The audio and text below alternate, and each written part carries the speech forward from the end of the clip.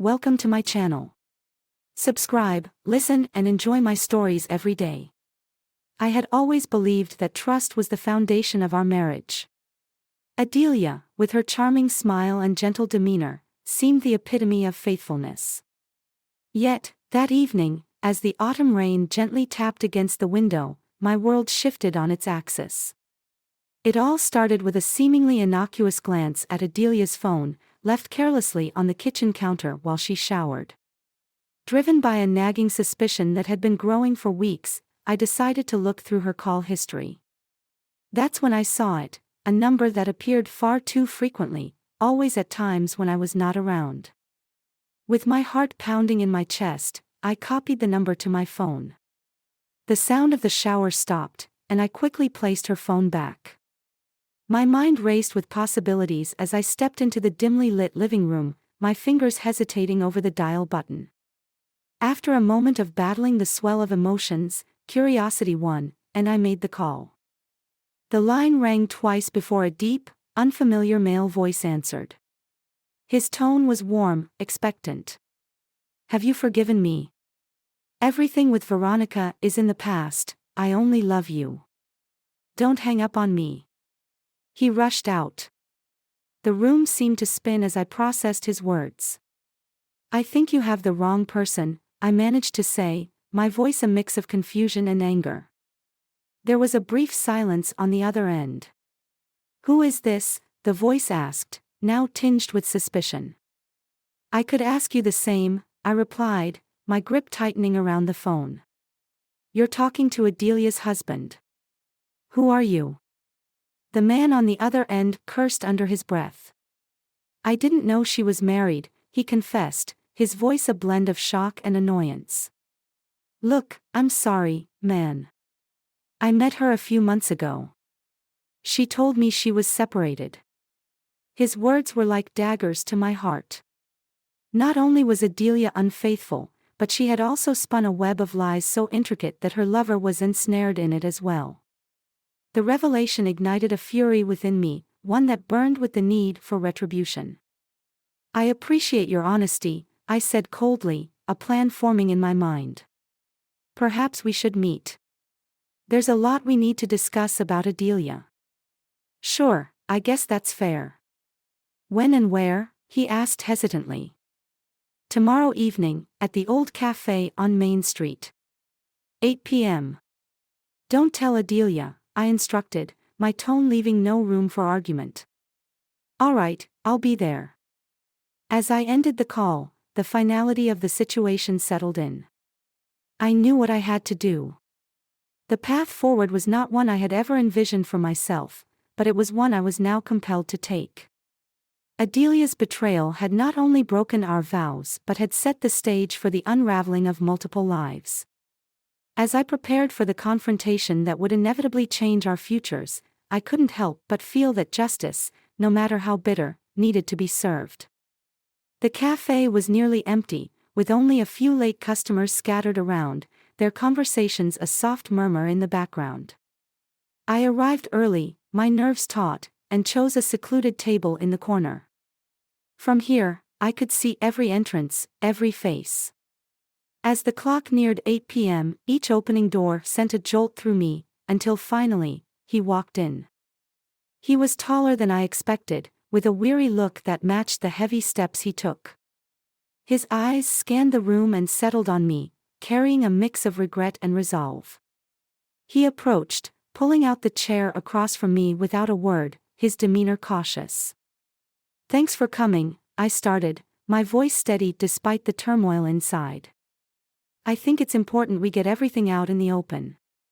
He nodded, running a hand through his hair. "Yeah, I agree. I'm really sorry about all this. I had no idea she was still married. She told me you two were done, that it was just a matter of paperwork now." I studied him for a moment, searching his face for any sign of deceit. "How long has this been going on?" I asked, needing to hear the full extent of the betrayal. "About 6 months," he admitted, looking down at his hands. "It started as a casual thing. I didn't expect to develop feelings, but I did. When she said she was separated, I believed her. I even thought about a future together. The hurt was palpable, but I pushed it aside, focusing on the facts. Did she ever talk about her plans? About leaving me? He hesitated, then shook his head. Not really. It was always vague, later on, someday, that kind of thing. I guess I should have pressed more. We were planning our 10th anniversary, I said flatly, the words laced with bitterness. She was planning it with me while seeing you. The weight of the situation seemed to settle on him then, his shoulders slumping. I'm a fool, he muttered. No, I countered, my voice hardening. We both were. Silence fell between us, heavy and uncomfortable. I broke it, my voice now fueled by a newfound resolve. I'm going to confront her. Tonight. I want this to end, and I want the truth.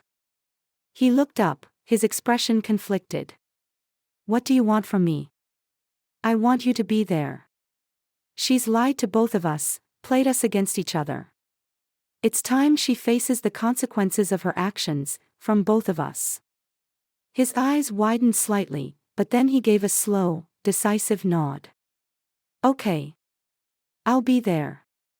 It's only fair she explains herself to both of us.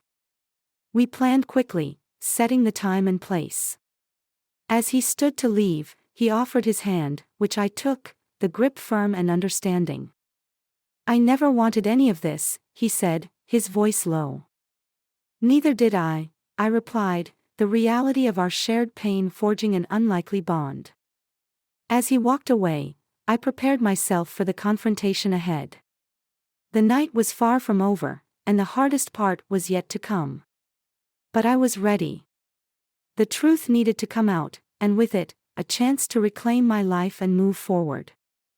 The air was thick with tension as I waited in our living room, the familiar space now feeling like an alien battleground. The clock ticked past 9 p.m., each second amplifying the unease that clung to my nerves. I had texted Adelia earlier, asking her to come home as we needed to talk. She had replied with a simple, okay, soon, her unawareness of the storm awaiting her adding a bitter edge to my anxiety. The sound of keys in the door finally broke the suffocating silence. Adelia walked in, her face lighting up as she saw me, unaware of the other presence hidden slightly out of view. Hey, you wanted to talk. Is everything okay? She asked, placing her purse on the table. Sit down, Adelia. We need to discuss something important, I said, my tone more formal than usual. She paused, sensing the seriousness in my voice, and slowly took a seat. Adelia, I know about him, I began, my voice steady despite the raging emotions. Her face drained of color, her eyes widening in shock. What are you talking about? She stammered, her voice a mix of confusion and fear. Before I could respond, the man stepped forward from where he had been standing behind the doorway. Adelia's eyes flickered between us, her confusion turning to horror. What is this? What's going on? Tell her, I said to the man, giving him the floor to speak his part. Adelia looked at him, her face a mask of betrayal. You. How could you? She whispered. He didn't know, Adelia. He thought you were separated. He believed your lies just as I did, I interjected, my words sharp.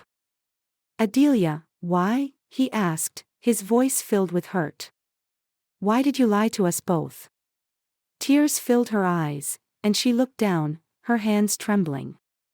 I was confused. I didn't mean for any of this to happen. I thought I could figure it out before anyone got hurt. But we did get hurt, Adelia, I said, my voice breaking slightly. You played us against each other. You lived a double life at our expense. I'm sorry, I truly am, she sobbed, her entire frame shaking. I didn't know how to end it. I didn't know how to choose. The time for choices has passed, I said coldly. I want a divorce, Adelia. I can't be with someone who manipulates and deceives like this.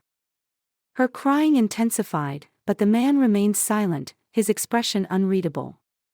He finally spoke, his voice firm yet sad.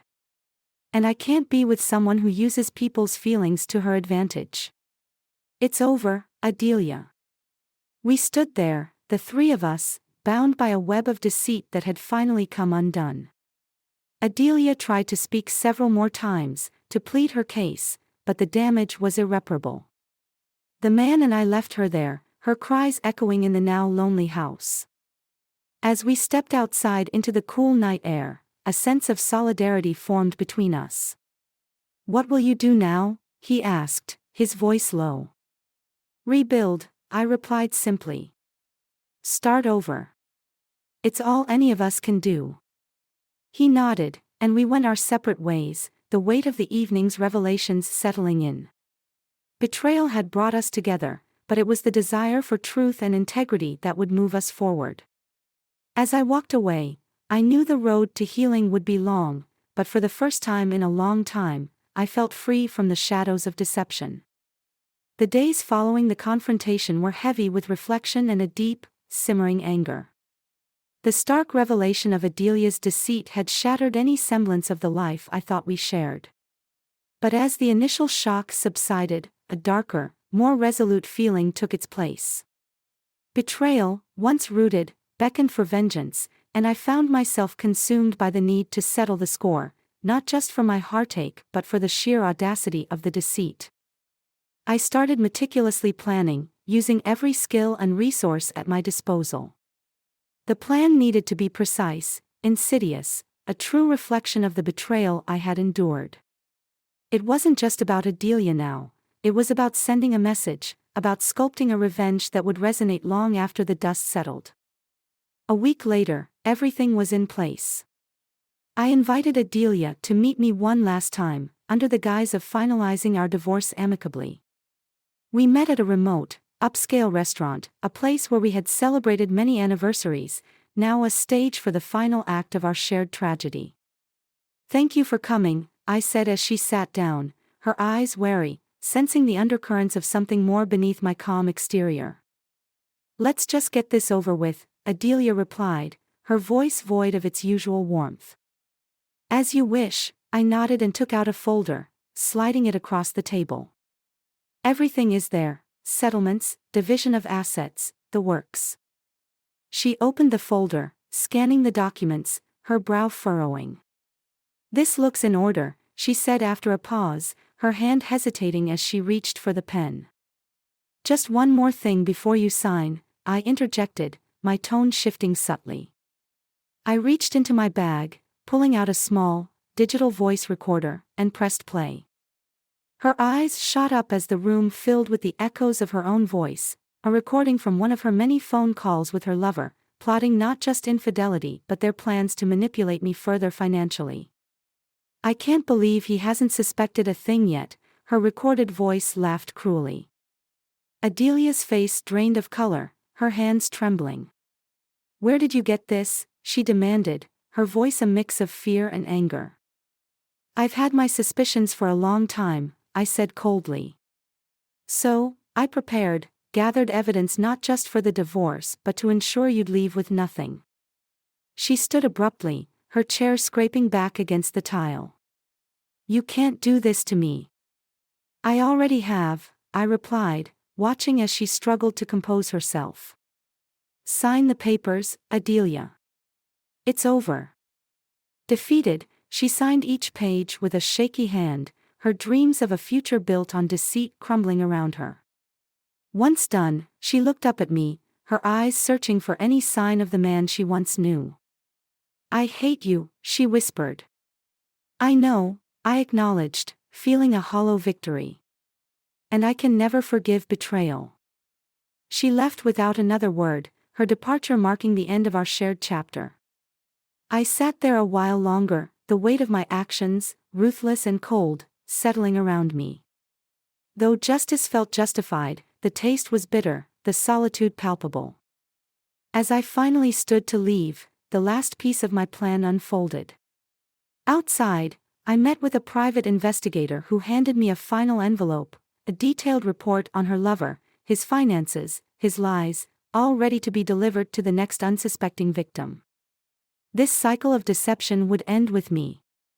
Walking away from the restaurant, the cool night air felt sharp against my skin. Vengeance had been served, cold and precise, but as I looked ahead to a solitary future, I realized some costs are too steep, some victories too pyrrhic. I had avenged the betrayal, but at what cost to my own soul?